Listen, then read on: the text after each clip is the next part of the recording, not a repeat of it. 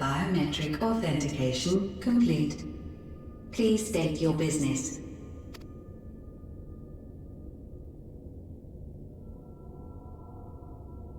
Acknowledged. Reinitializing Circus Tower systems. Searching for Elidibus entity.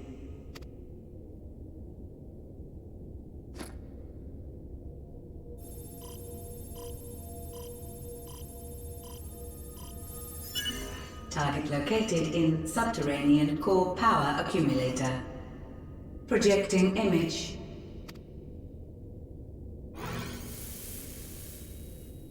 My home. My friends. No more than a dream.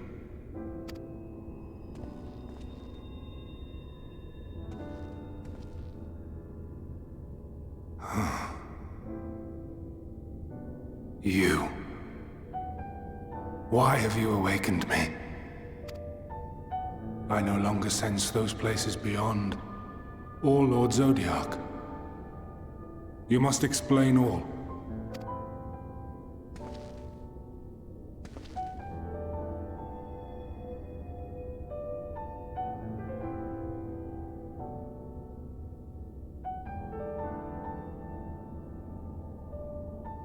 So, he is fallen, and my brethren's souls returned to the star.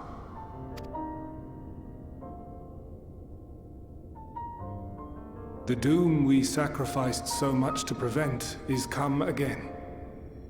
Old burdens now yours to bear. But if this is Fandaniel's design, then I, as Elidibus, have a duty to fulfill. Your unsolicited act has restored to me some few memories of the convocation. Such knowledge as I have, I will share.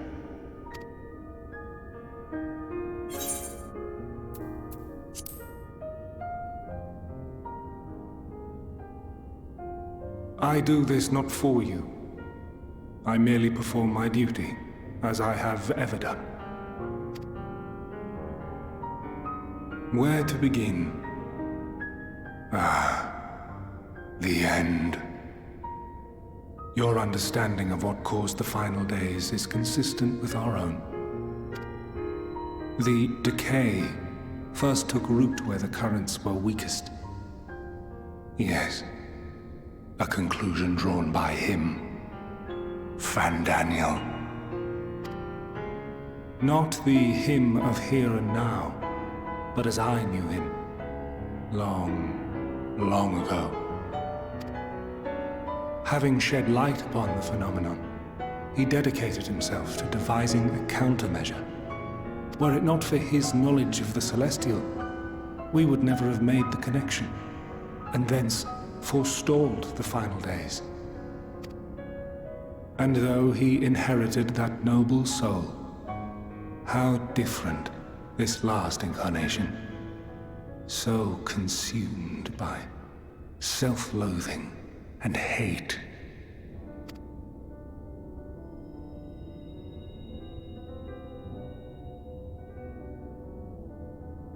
Elpis. Yes, the name is familiar to me. Yet I know it not as a flower, but a place. A testing facility for determining which of our creations were fit to be released into the world. Many worked there, and before joining the convocation and assuming the title of Fandaniel, he was their chief. He was Hermes.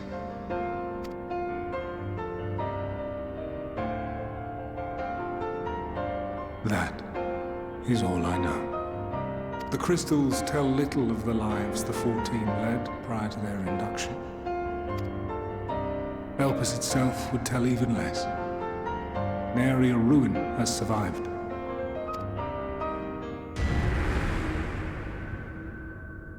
Wait. I saw you there. In Elpis. No. I did not. But I did. I did. A lingering trace of impossibility. And a truth that fills my heart.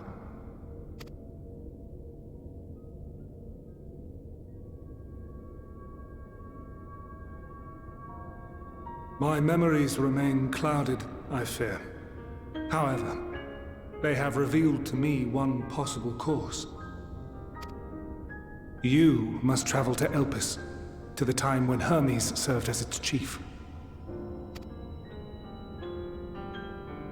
In glimpsing the Exarch's memories, not only did I make his summoning magic mine own, I also mastered the workings of this tower, which, having absorbed my empowered essence, now harbors an abundance of energy. As such, I believe I can deliver you unto the past, unto that place and that precise moment. Given the eons that must be traversed, the gateway will not be fully formed. Your form will be less tangible still than those warriors of light I had summoned.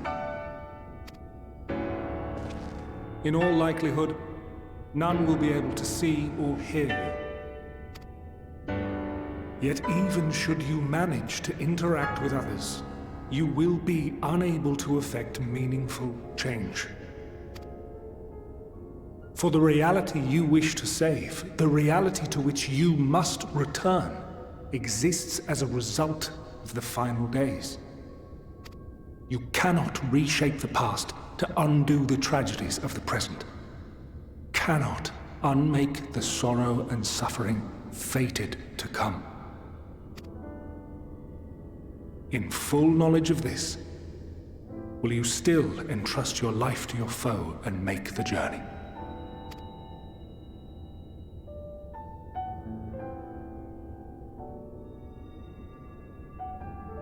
Very well. I shall cast you unto the river of time. Let this be my final act. You must input the commands. I no longer have the authority. First, you must reconfigure the systems, that the tower's ether may be channeled for the magic.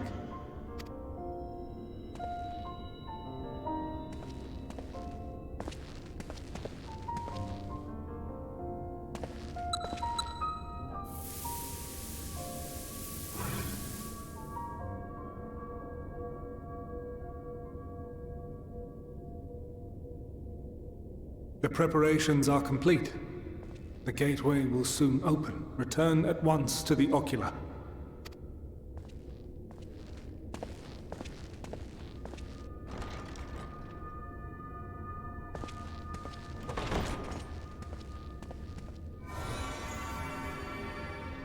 All appears to be in order. The ether flows unimpeded. The magic should consume every last mote of my essence. Why are you surprised? Did I not say that this will be my final act? Lord Zodiac is no more. There is nothing for me here. The ones I love and long to see again are waiting in that promised land, beyond memory and dream.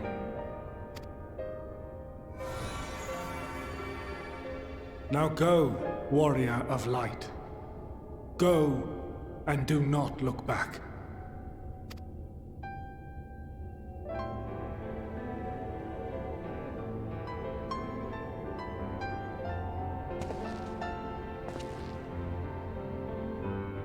Well, Heidelin, I take my leave of you.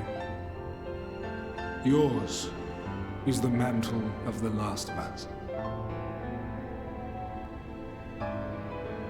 May you have the joy of it, the burden and the solitude. It falls to you now. You and your champion to save our star.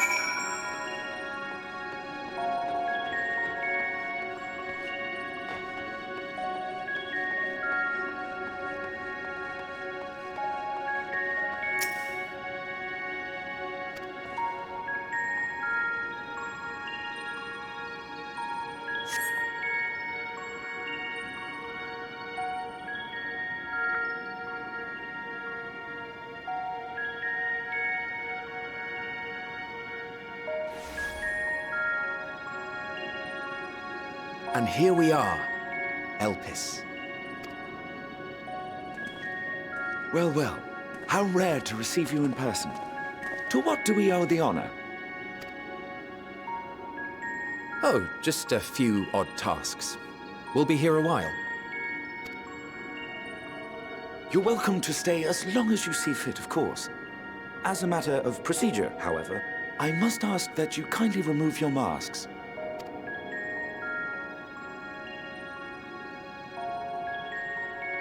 Come now. Is this truly necessary? Surely you can tell who we are. Who you are, perhaps, but I am far less infamous. Regardless, if we do not follow protocol, 'tis our hosts who would be held accountable. So, please, do favor us with your handsome face.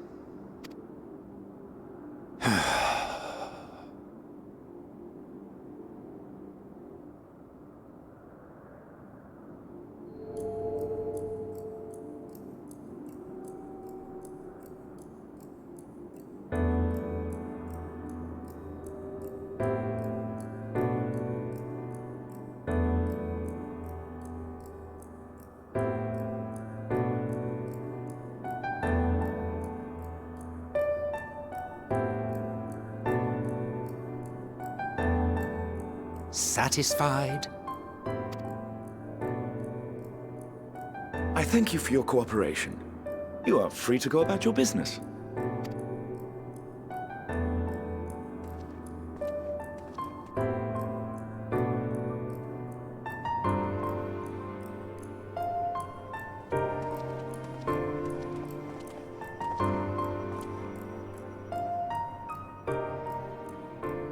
By the by, you see it too, yes?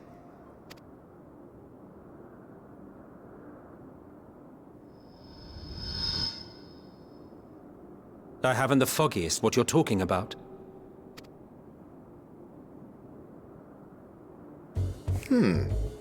That's odd.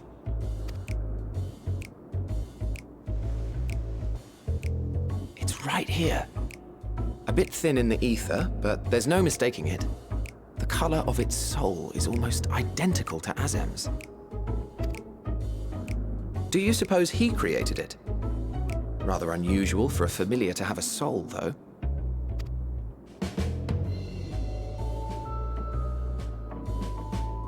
Don't ask me.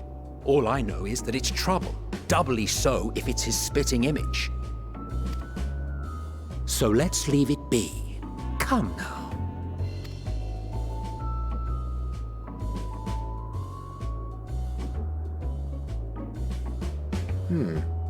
It's trying to say something, but it's literally too intangible to form words. Why don't you give it some ether? Spare a snifter of your bounteous reserves. Who do you take me for? Why, a dear friend, of course. One who wouldn't let acts of kindness, such as my accompanying him on errands to far-flung outposts, go unrewarded?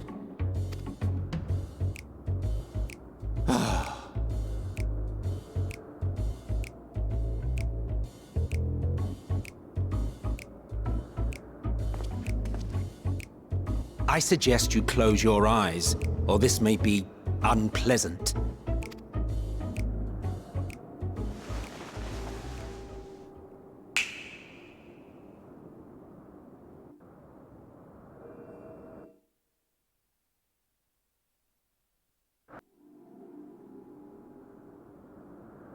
You may open your eyes.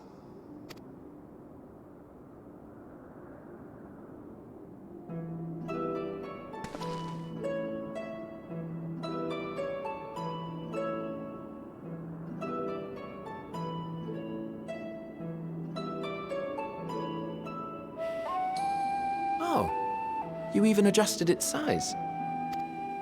The better to indulge your whim. This way, it will be easier to communicate.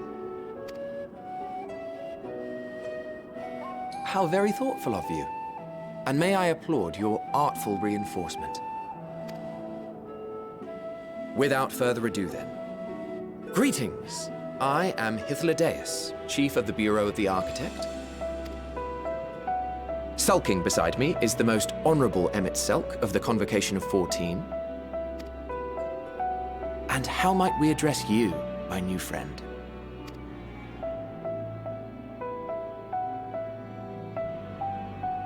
A fine name. And I'm pleased to see you understand our words. So, tell us, whence have you come?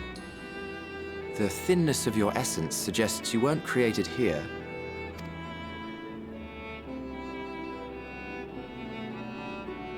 You do not know? Or cannot say? Allow me to ask a different question then. What brings you here?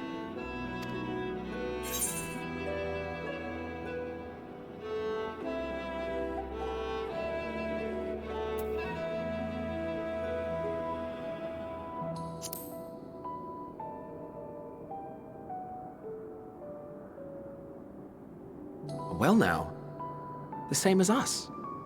Perhaps Azim wished to come too, but had to settle for a familiar. If he truly wished to be here, then he would be. Right you are. My apologies if we've given offense.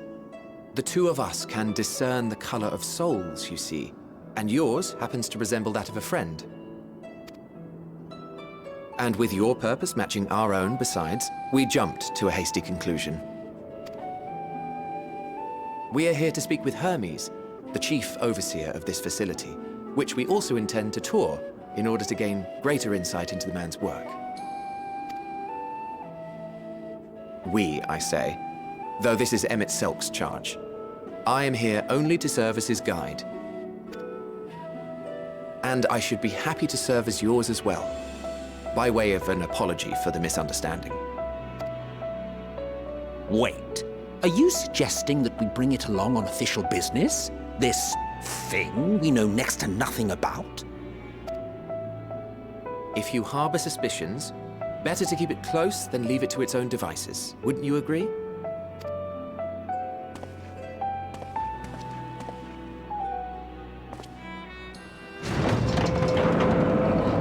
Besides, having a mysterious life form in tow is the norm rather than the exception here.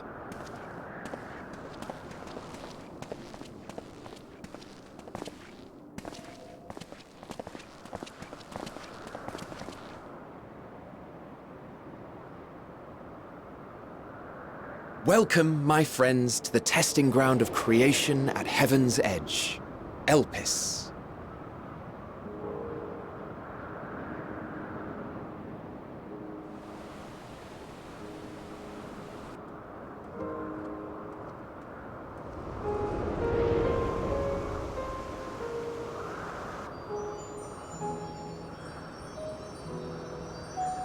This presence.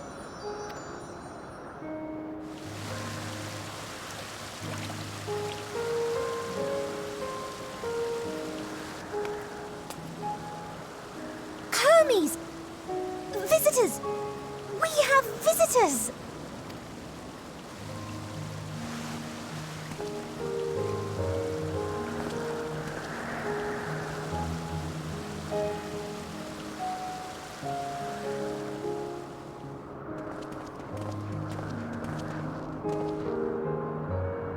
What secrets are you hiding, I wonder?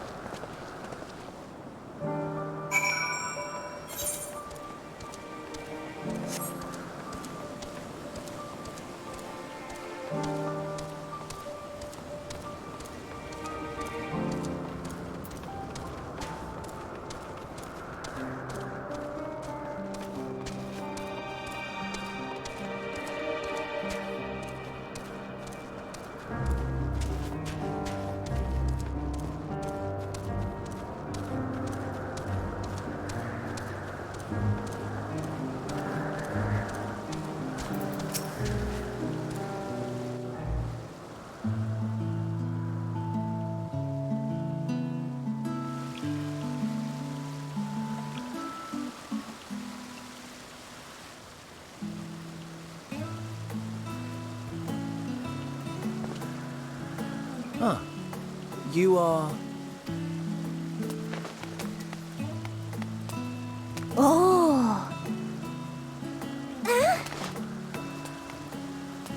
Different. You're different too.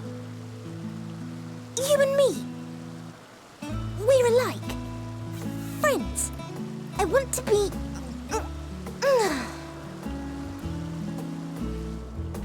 Wait. Please. Wait.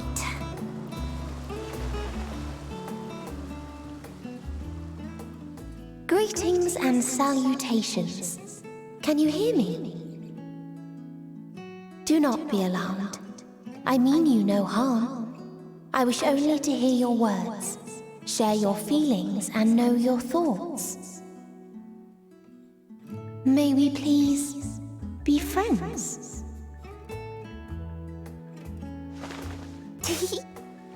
May we please be friends?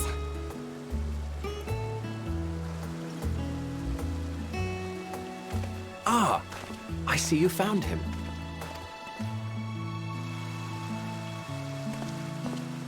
Hythlodaeus. It's been a while. Too long, I think. Too long indeed for close collaborators. On this blessed occasion, I bring not only myself, but others who long to speak with you.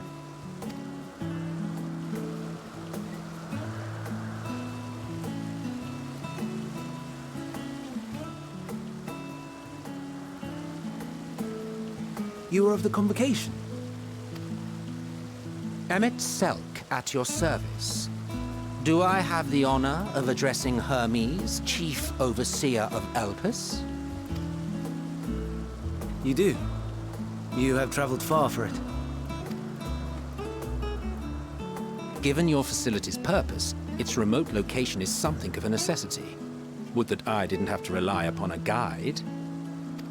Oh, you wound me. Have I not ever been an attentive and helpful friend?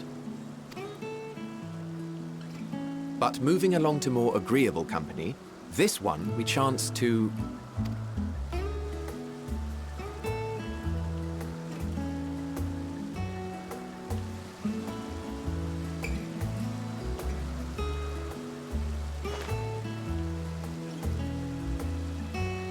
Well, you certainly have her attention. Is she one of yours, Hermes?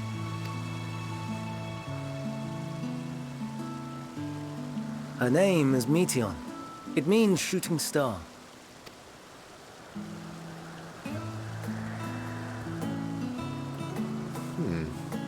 If I may make an observation, her ether is terribly thin. I fear she might dissipate at any moment. Nor do I believe you've made a submission to the Bureau. I would remember such a concept if you had. I haven't, as you say. I judged it too early. She's a pet project of mine, still undergoing preliminary testing. But rest assured that I will attend in person ere long. Very well. Being an authority on flying life forms, I appreciate that you are exacting in your work. I shall look forward to your submission. If we have finished with the perfunctory chit-chat, I would discuss official matters. By my coming, I trust you already anticipate the subject. I have an inkling, yes. Please wait at the main building yonder. I shall join you as soon as I've returned these creatures to their homes. What's wrong, Hermes? The Nemestoma is missing.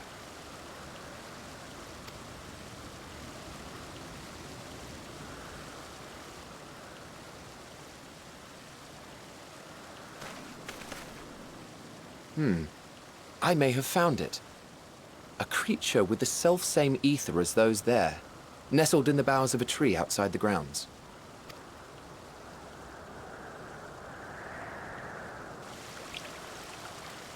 You're saying they can climb, with their sorry excuses for limbs? The fashion has been to imbue aquatic creatures with the power of flight. ever since the words of Mitron created a sky-swimming fish. The Ambistomas too can fly, if only slightly, and they could conceivably climb a tree. Whether they can come down safely, however... Excuse me.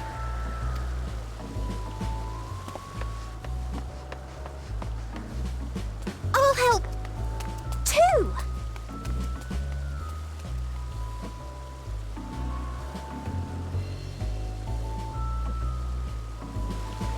And what are we supposed to do with this lot? May I suggest we split up? If you would be so good as to assist Hermes, Emmett Selk and I shall keep an eye on these adorable creations in the meantime.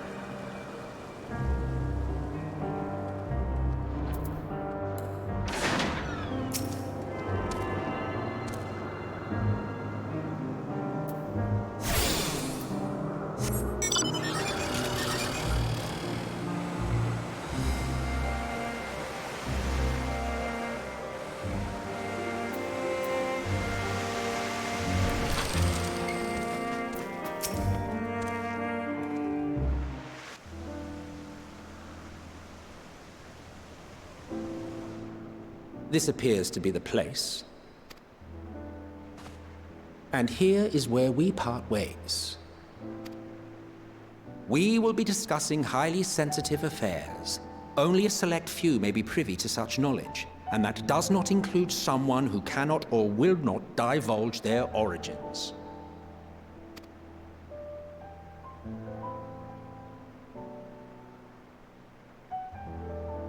What? Will I have to remove you by force?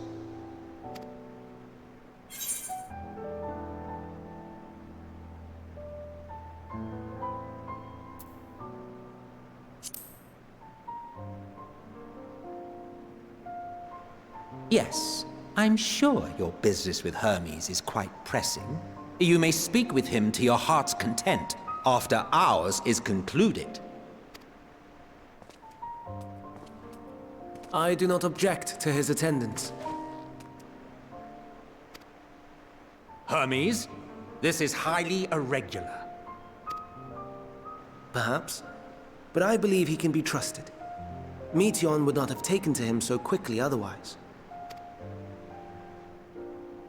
Moreover, the presence of a third party may help me to maintain composure.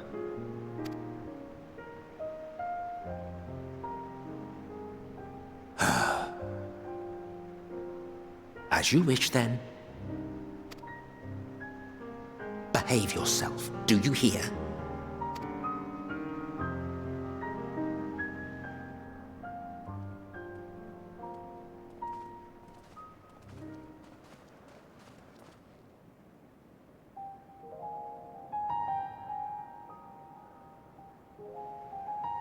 So, it's finally happened, then.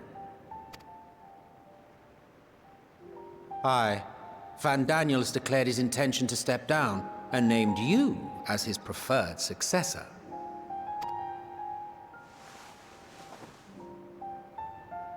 In recognition of your knowledge and your works, the Convocation is giving the recommendation due consideration.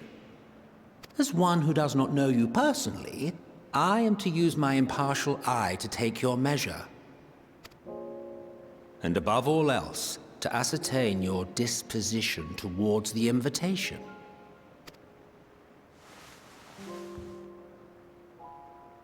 I understand that you and Van Daniel are close. He himself was once chief overseer of Elpis after all.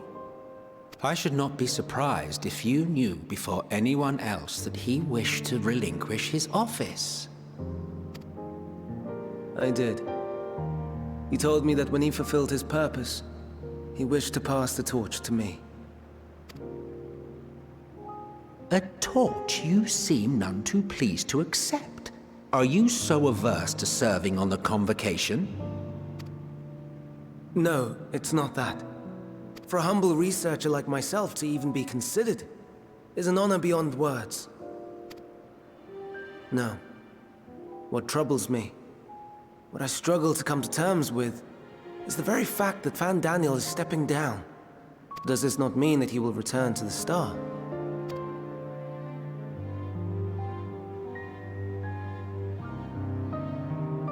Of his own volition, yes, like so many others have before him. Return to the Star? Does that mean die? Well now, that's not a word I hear often. Is that what you say here in Elpis? Mankind is the life of Aetheris. Each of us, a drop of blood flowing through its veins, bearing sustenance. In our finite time upon it, 'tis our duty to make it a better place, that all who call it home, now and in future, may abide in happiness. To that end, we have dedicated ourselves to the pursuit of enlightened creation. And by our efforts did we transform this once untamed wilderness into the peaceful paradise you enjoy today. To return to the Star whence we came is a privilege afforded to we who have so loved and nurtured it. A choice embraced by those who have lived their lives to the fullest, in service to our world. And when they depart upon this journey, it is beautiful, always. The 14 are no exception. 'Tis believed no occasion is more felicitous than the fulfillment of one's duty.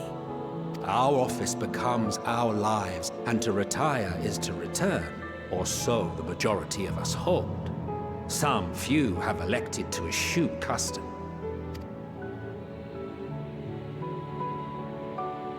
Mayhap you feel Fandaniel's deeds do not warrant his return. Yet you should know his accomplishments as well as any. During his time, he conceived of countless outstanding concepts.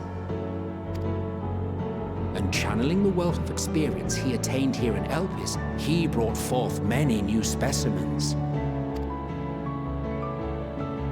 I know of all this. I do. It's just... I cannot fathom why someone so great and wise, who could still do so much good, would want to end it all.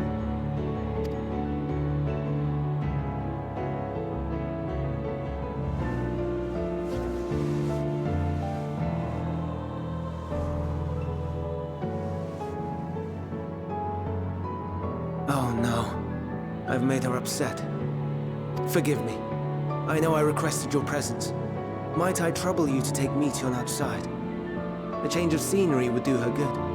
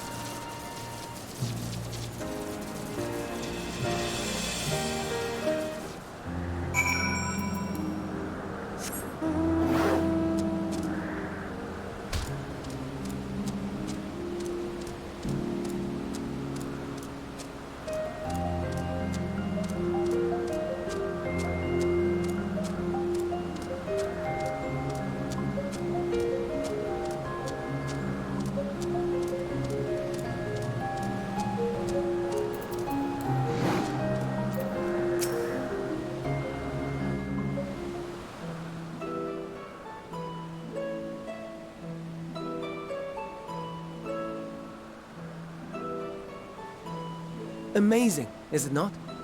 The Ampelos, one of our newest subjects.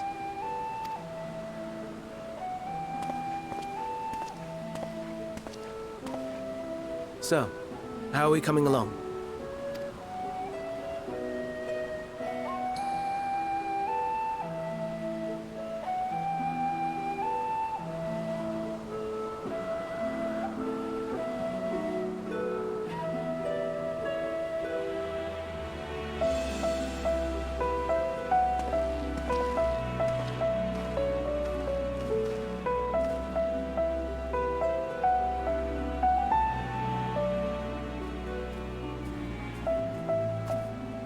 This place is Elpis. Those flowers. Elpis. Entelekis. Like me.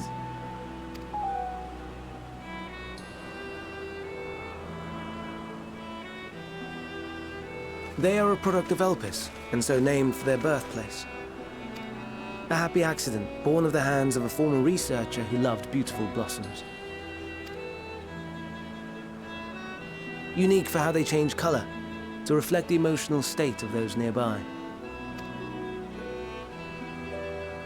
Though be it here or elsewhere, they are seldom seen in any hue save purest white. Reflect the emotional state, you say? By what means do they achieve this? In creation, there exists an energy wholly apart from ether, one driven by emotions. In like manner to how we manipulate ether, this flower is subject to the influence of said energy.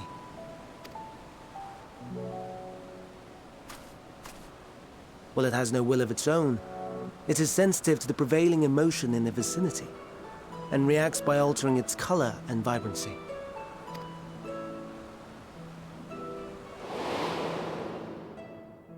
Akasha? It is one of the unseen energies defined by Harnish alchemical theory. Though a gross oversimplification, some describe it as an essence influenced by feeling.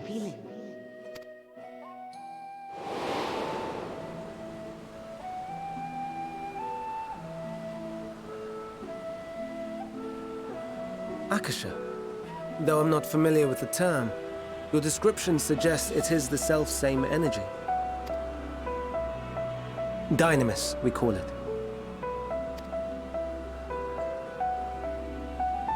And those entities like the Elpis flower that have the ability to interact with this energy, converting emotions into tangible phenomena, are Entelekis. That's me! That's me! An Enteleki! That you are, my dear. And no ordinary one at that, but the first possessed of free will.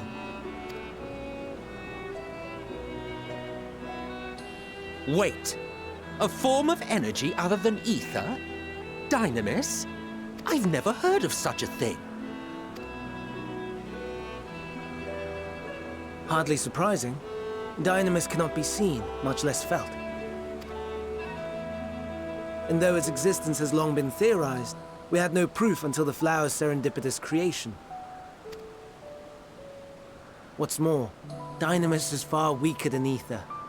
Under normal circumstances, its effects are drowned out by the latter, on account of which, beings comprised of and reliant upon the ether, like you and I, are unable to make practical use of Dynamis.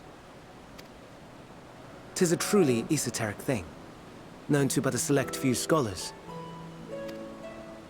Intriguing. Then, given the limitations you described, why create Meteon?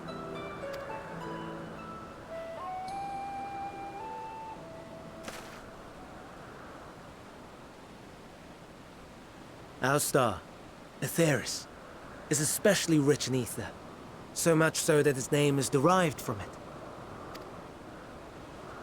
However, when we consider all energy in existence here and in the vast space beyond, Dynamis may account for as much as 68.3%, the more abundant form by far.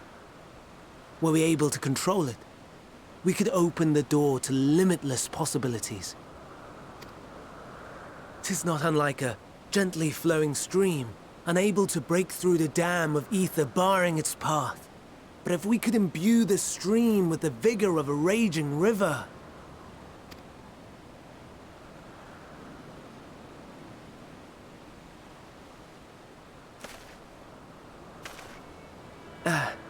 Not that I have such grand ambitions.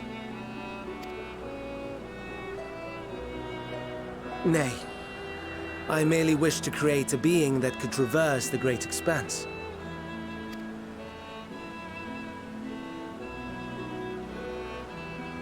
The relative scarcity of ether beyond the bounds of this star was a concern.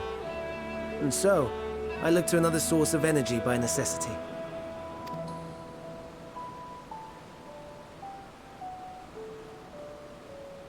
That being Dynamis. No wonder her ether is so thin. Precisely. Yours is thin too. Like an entelechy. Like me. So... are we the same? Entelecchies.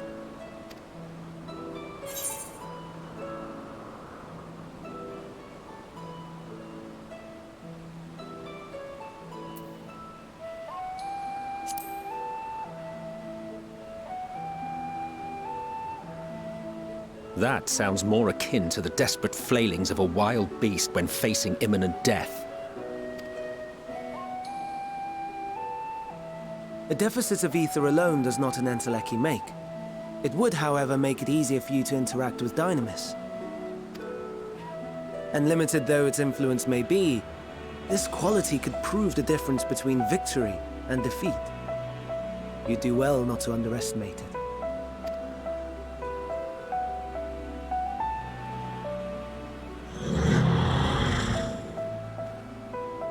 Oh dear. I'd forgotten about the poor fellow. You must excuse me a moment while I go and verify a few more things.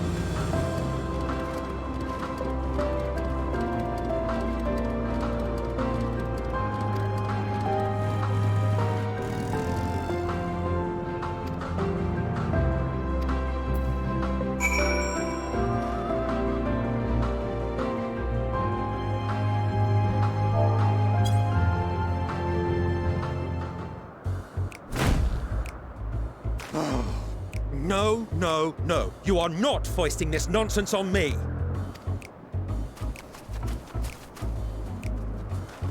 I'm given to understand you have the power to help the Charybdis, and should be quite willing to do so. And so I appeal to your better nature, most benevolent Emet-Selch. Please teach her to fly. Or else Hermes will transform. Right now. Now, there's no need to go quite that far. Altruism is its own reward, as I'm sure he would agree. Oh, would he now? And who contrived to put me in this position, pray tell? Nothing so devious. I merely suggested a possible course of action.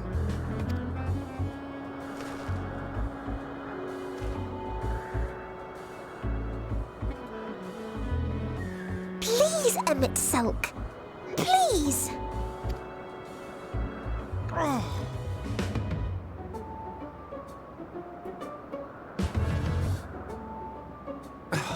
I did not come all this way to play nursemaid to your creations.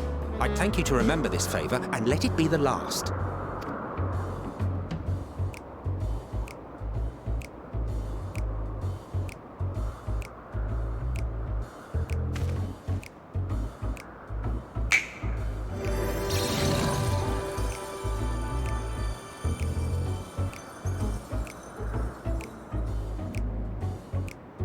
I will aid it once it is taken to the air. It falls to you to shepherd it skyward.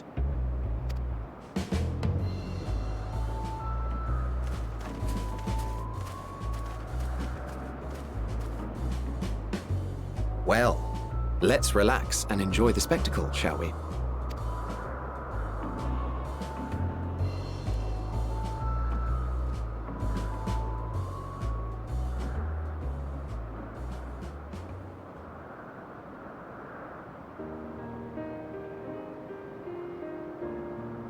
You were wondering why Emet-Selch joined the convocation. Truth be told, he wasn't the first choice for the office. I was, on the strength of my ability to see ether. But I declined the offer. For though my vision is exceptional, I am pedestrian in all other aspects. Worse even, quite abysmal when it comes to manipulating ether, for example. Couldn't transform even if I had a mind to do so. What good is the ability to perceive a problem if one cannot act to address it? Emet-Selch has no such shortcomings. He excels in vision and manipulation both, the latter to an extraordinary degree. If there is a mage more powerful, I do not know of them.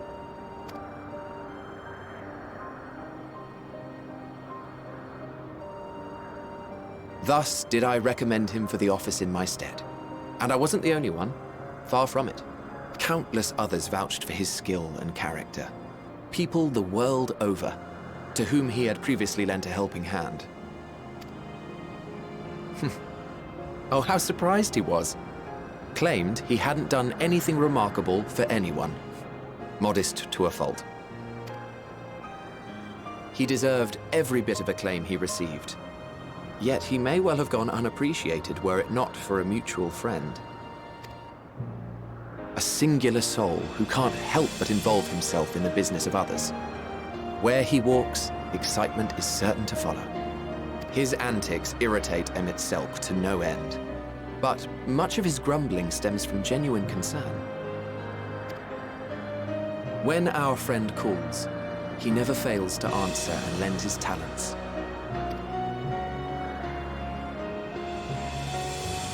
And in the course of doing so, he himself came to be recognized and respected by those around him.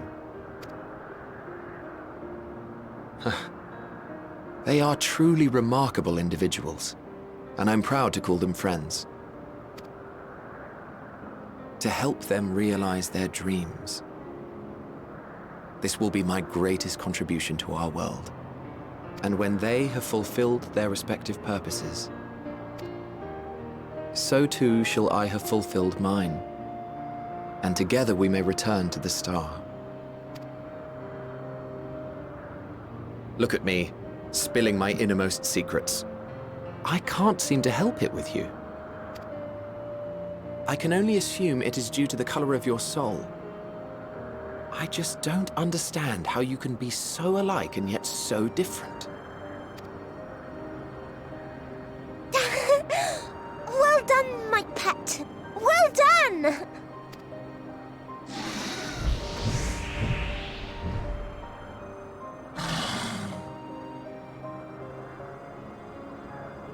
Ah, yes.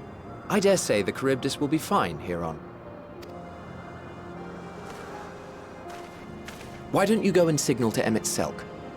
Let him know that his arduous task is at an end.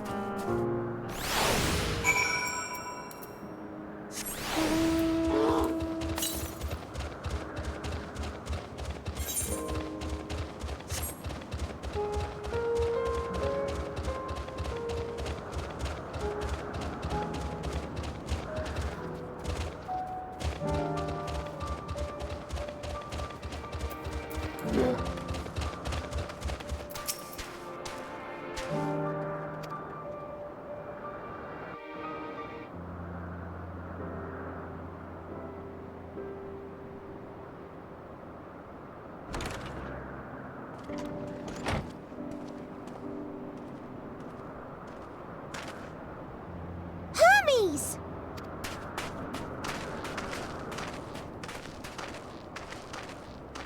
Oh, you were waiting for me.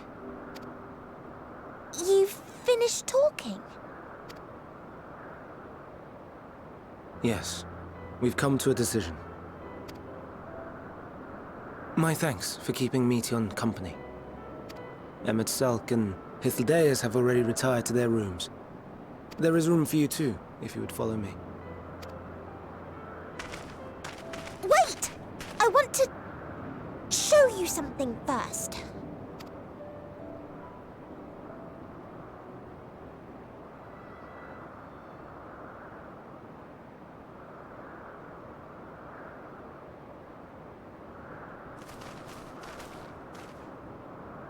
Elpis flowers? Go on.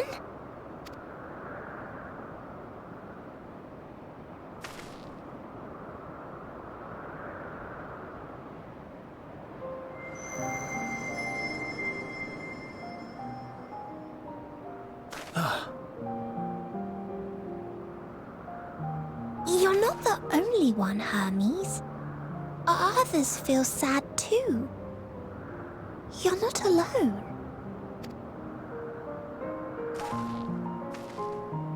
I see Meteon has shared much with you.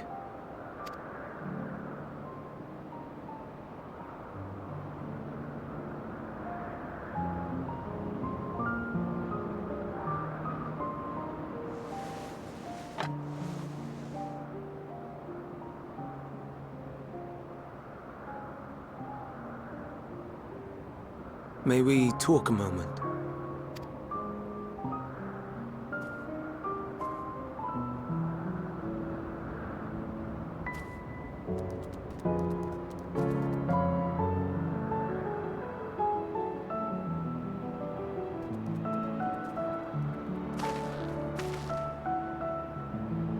I do not think it wrong that we live for the star, that we strive to make it a better place. And yet, in carrying out my duties here, there are times when I am plagued by doubt. Do you recall what Hythlodaeus said when we first spoke of my nomination? Death is the privilege of those who have fulfilled their purpose, a choice they embrace of their own free will, and when they depart, it is always beautiful. Perhaps it is, but only for man. Creations that he deems useless are discarded with nary a second thought. Some scarcely born into the world, afforded a handful of breaths before life and potential are abruptly extinguished. We make an effort to spare them the pain, but they sense what awaits. Rage and anguish and cower and fear, and it is not beautiful. Yet no one cares. No one. So fixated are we upon the duty that we do not pause to question the method. Pain and suffering, confusion and despair, writ plain in the eyes of those poor creatures. Yet no one sees.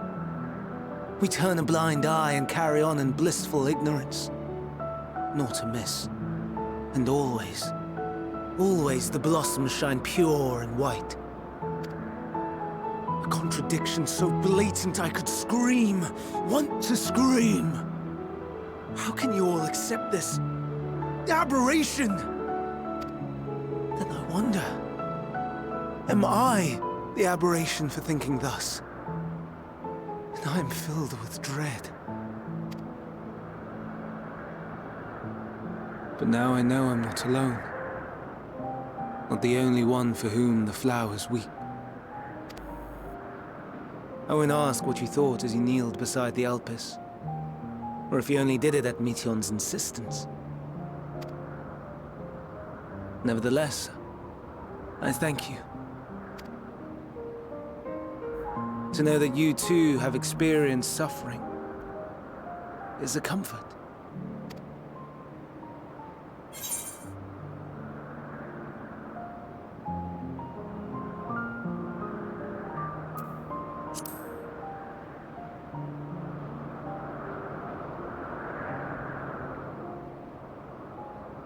Indeed. Difficult though it may be, I must endeavor to be strong like you.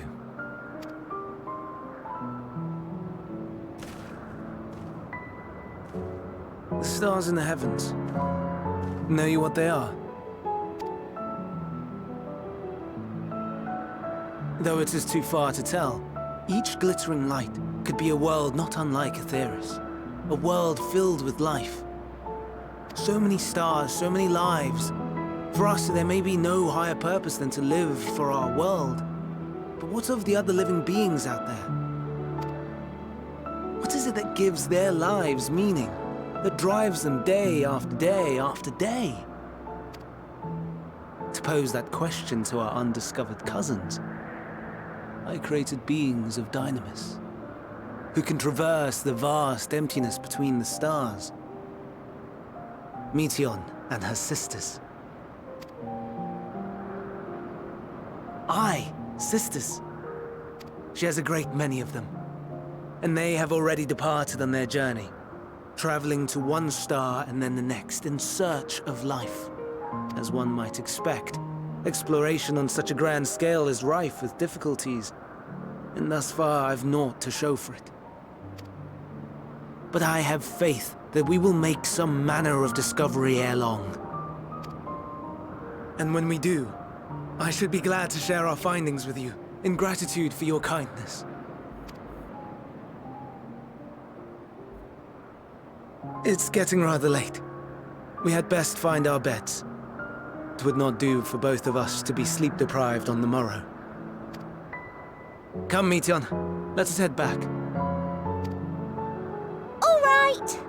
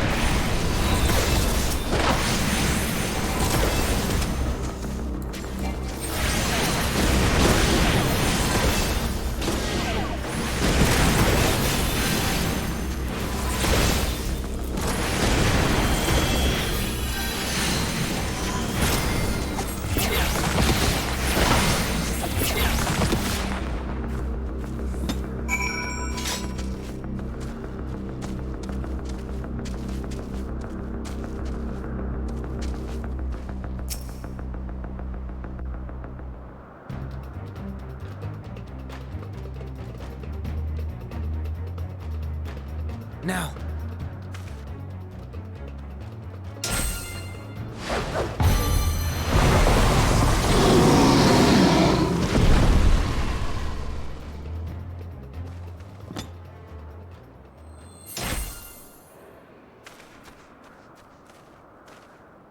Oh.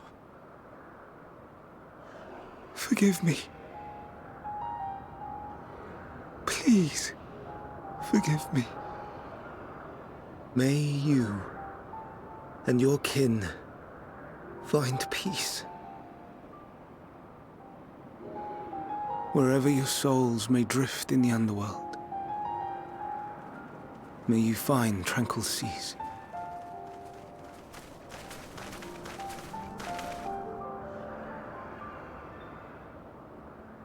Be not forgotten. In concept endure. To reclaim form and one day live again. Serve not the star, or any purpose save your own. Live again, if that be your desire.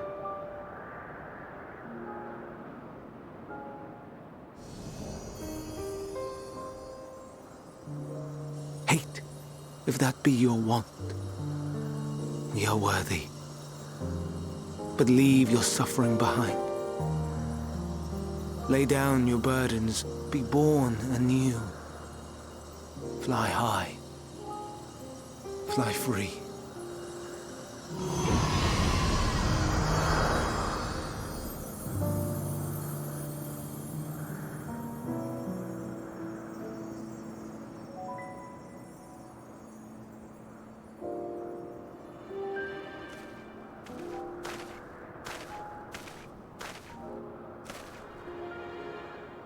Join the convocation, Hermes.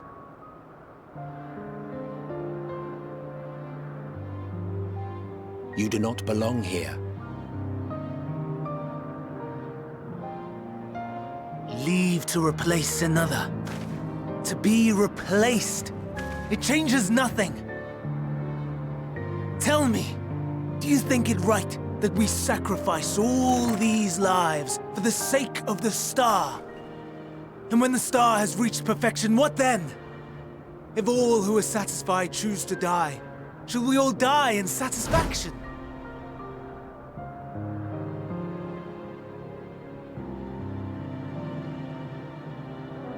I do not know.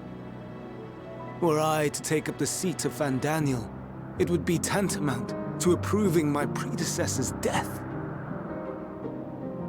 I do not know if it is right. And to be torn by such thoughts, I do not know if I am fit to represent mankind.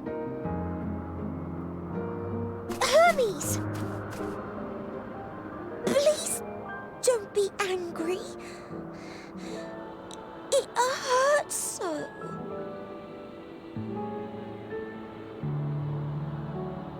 Forgive me.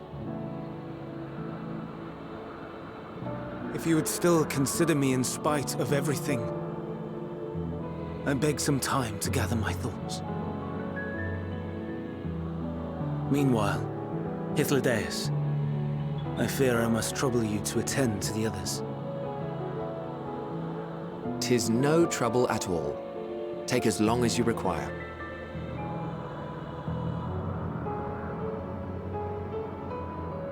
And you, my friend, I pray you find that which you seek.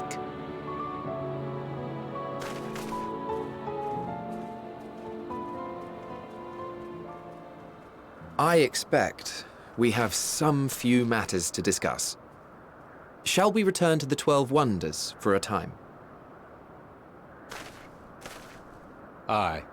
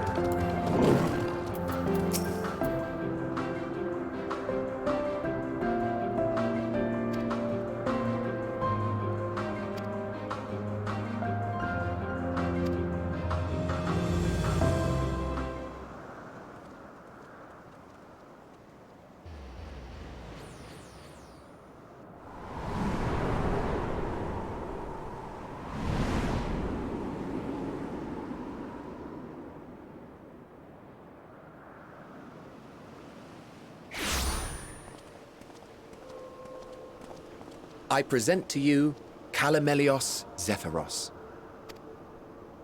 Here you will find a number of testing facilities, as well as the observation hub of Poiton Oikos. Right then. Let's begin by...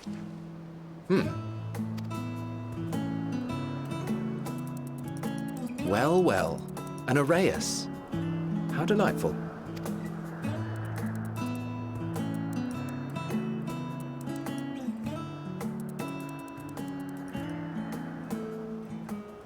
And what, pray tell, is that?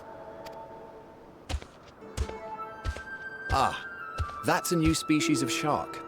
We approved the concept but a few days ago. Sharks are among the most popular sea creatures. Rare is the day when someone does not submit a new concept. At first, they were largely orthodox, consideration given to such things as size and environmental impact. And then a whimsical someone thought to bestow it with flight, another superior intelligence. And then the floodgates burst. Concepts with multiple heads, or arms and legs, and so on and so forth. It was getting absurd. A part of me wanted to tell them to go away and find something else to create, but in the end I couldn't deny their passion. And here we are.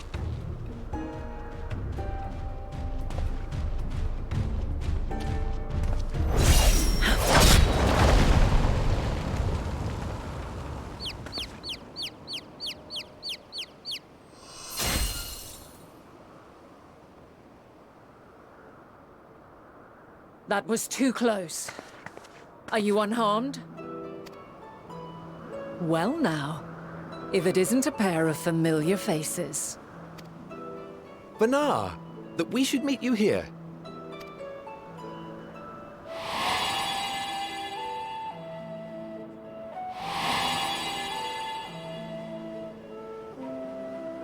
As I mentioned earlier, the better part of the convocation holds that when we retire is when we return to the star. Well, she is not among said majority. Even after stepping down, she carries on with her work. Benar is her name, and she is the previous Azem. It has been a while, Hythlodaeus. You look well. Less so, Emmet Selk. I dare say the lines upon your brow have both deepened and doubled in number. A shame for one so young. You must make an effort to frown less often.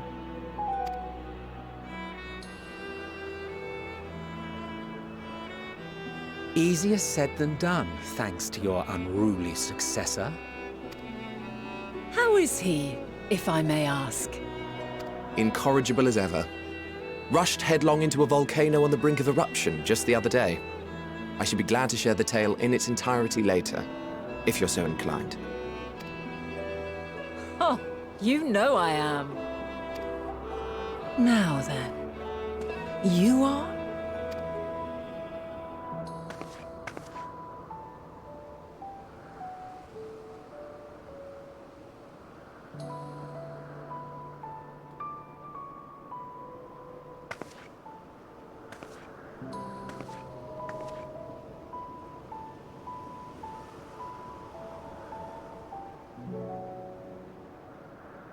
I say, have you perchance come from the future?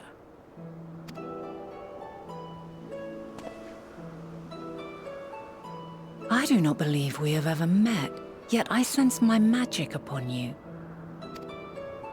Therefore, if I wove the enchantment, I could only have done so at a later point in time.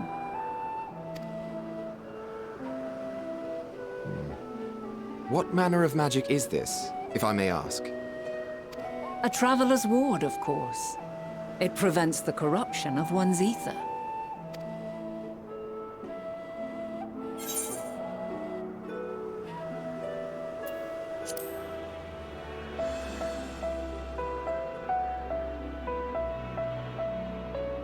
Primals, you say?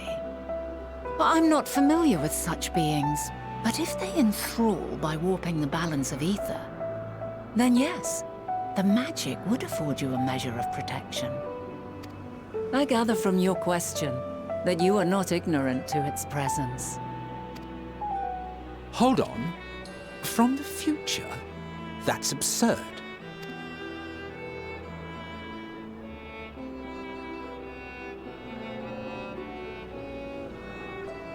What is it? Are you unable to speak of the matter?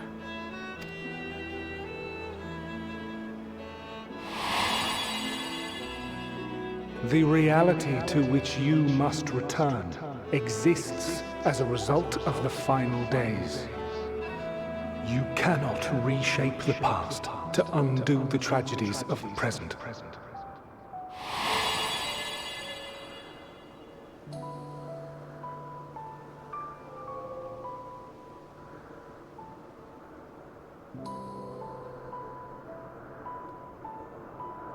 So, your actions here will not change your history, but they may yet affect the course of ours. How very exciting! I'm quite fond of delving into the unknown, and there's naught more unknown than the future. Until a moment finally arrives, we cannot know for certain what will come to pass, regardless of our supposed foreknowledge, so you needn't worry for us. More importantly, that you should go to such great lengths as to travel unto the past bespeaks the gravity of your quest. Will you not reveal it to us? Mayhap we can be of aid to your cause.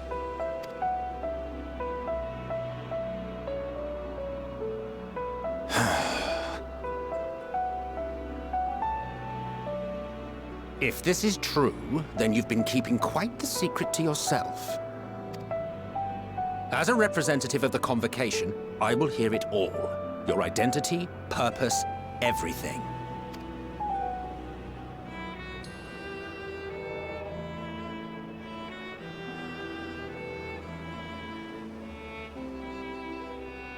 Why don't we move to a place more conducive to calm conversation?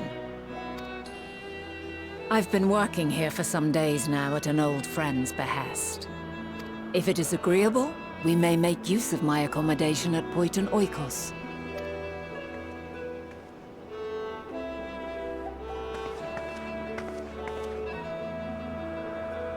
We were meant to meet.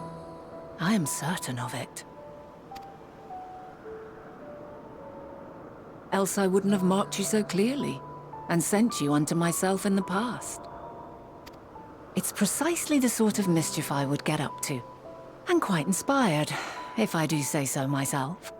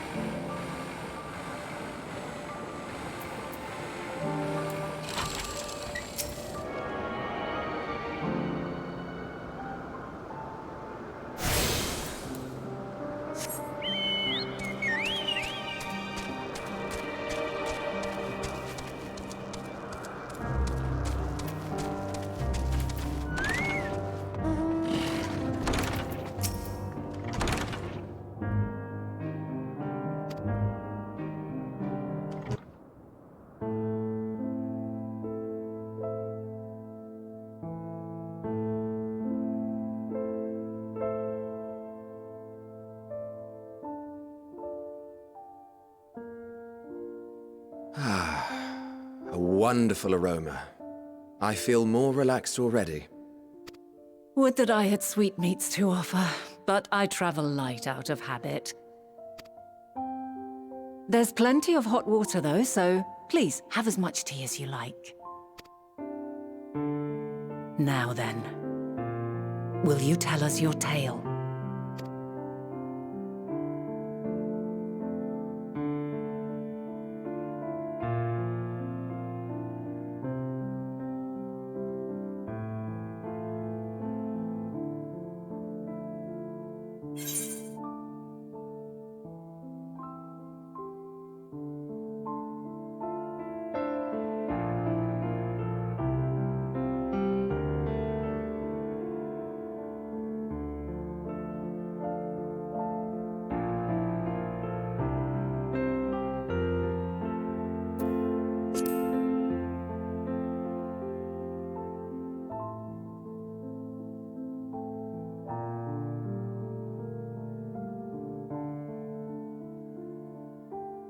Why don't you start from the beginning?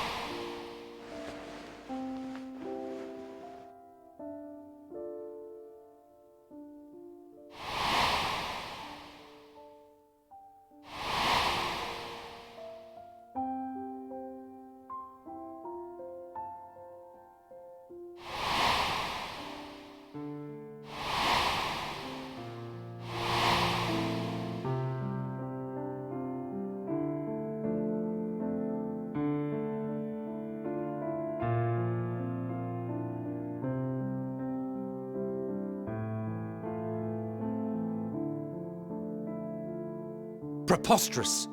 Utterly preposterous!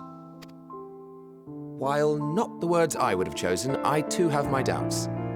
Much of it borders on the incredulous. What of you, Vanar?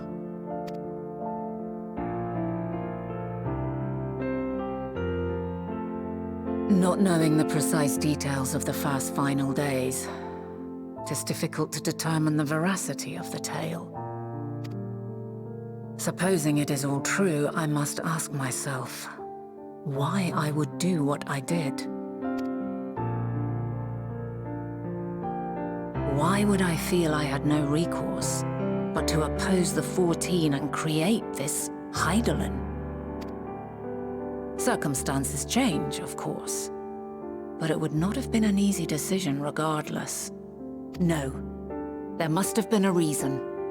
One compelling enough to force me to take such drastic measures. Then there is the Elpis flower, which I said would serve as a guide. That it's of import to your mission is plain, but your presence here leads me to believe that this place also holds significance. But what could it be? What are we meant to accomplish? Might it not be simply thus? In the future whence he came, the final days could not be averted. Mankind has no choice but to flee the star. By alerting us to that eventuality, perhaps you wish to pave the way for other futures. Theoretically speaking, it is a possibility. Yet if that were my primary objective, I see no reason to guide our friend to Elpis specifically. The capital and Amarot, or even my own home would be more logical destinations.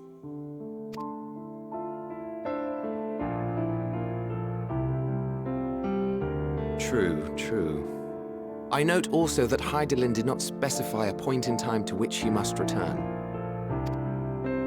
By this, it may be inferred that it was not critical that we should meet. Alternately, she had reason to believe that our paths would converge, coincidental though it may seem. This is quite a puzzle, and we do not have all the pieces. Hardly any. But we do have one immutable fact. If the final days are indeed as described, they will bring death to all that I hold dear.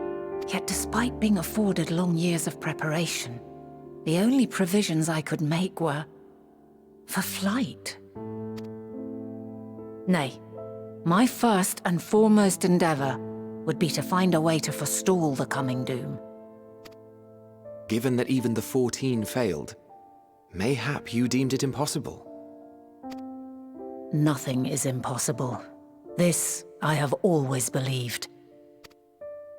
And if Hydaelyn is indeed me, she would believe the same.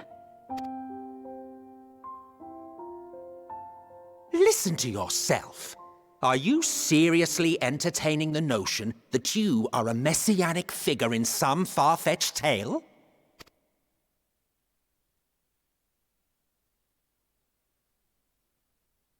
Well, I will not.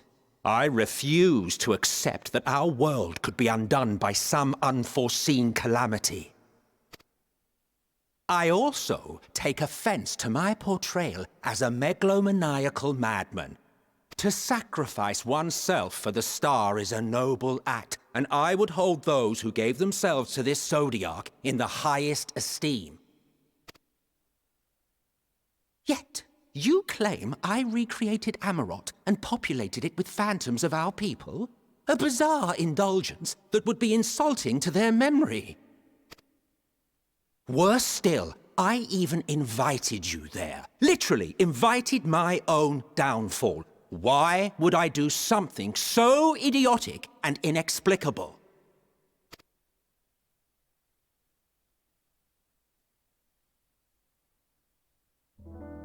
Now, I will allow that the hypothetical task of restoring our world would be daunting in the extreme.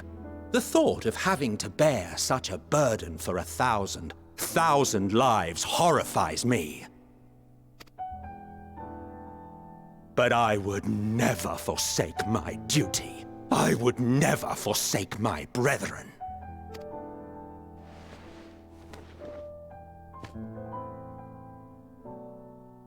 You do not know me. I've had my fill of your fiction. I will return to my duty, and you will not bother me again.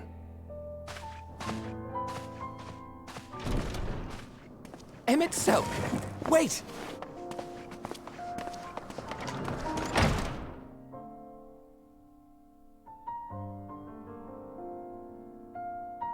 You've seen much of Elpis already.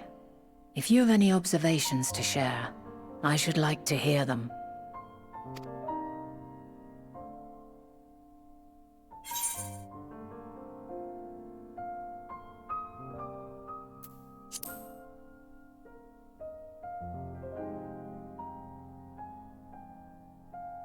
Ah yes, the energy distinct from ether.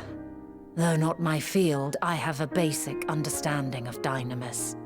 And you say Hermes researched the phenomenon in the course of creating Meteon?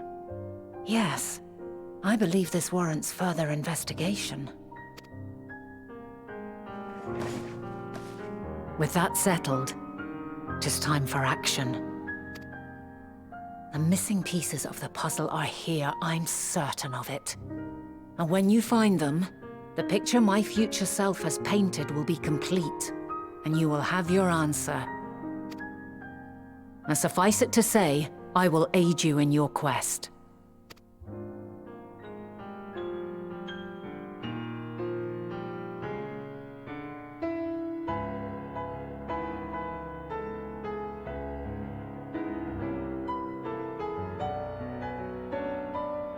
Have faith. If Emmett Selk is the man Azum described to me, we've not seen the last of him.